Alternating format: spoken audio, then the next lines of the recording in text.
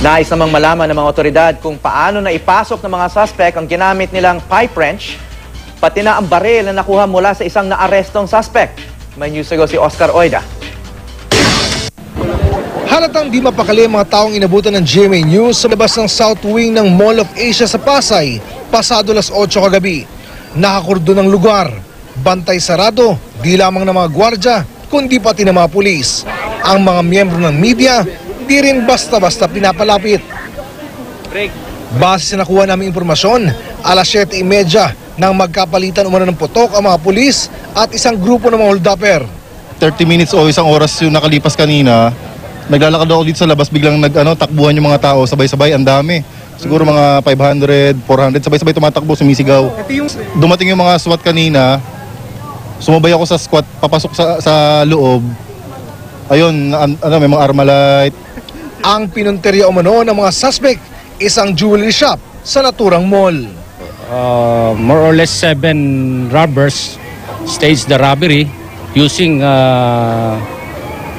pipe wrench. 4 of our personnel, female personnel, responded because we also established police assistance desk nearby, and 2 of them engaged yung robbers.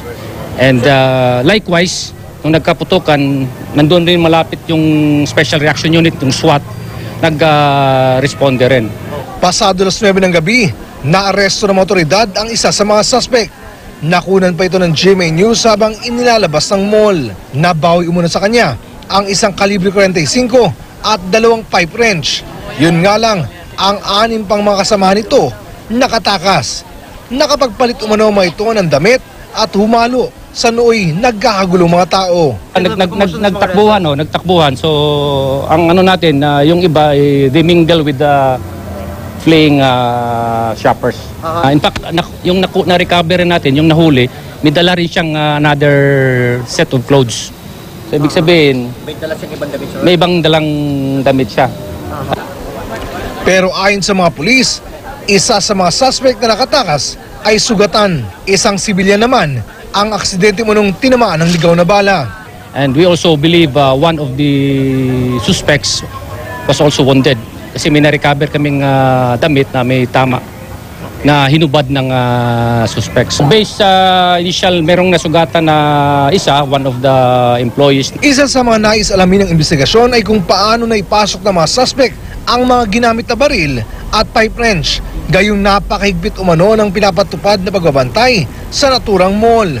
Sa pakikipag-usap natin kagabi sa Senior Vice President ng SM for Engineering and Security Affairs na si Antolin Paule, sinabi niyang ipapaubayan na lang nila ang pag-iimbestiga sa mga pulis. Oscar Oida, GMA News.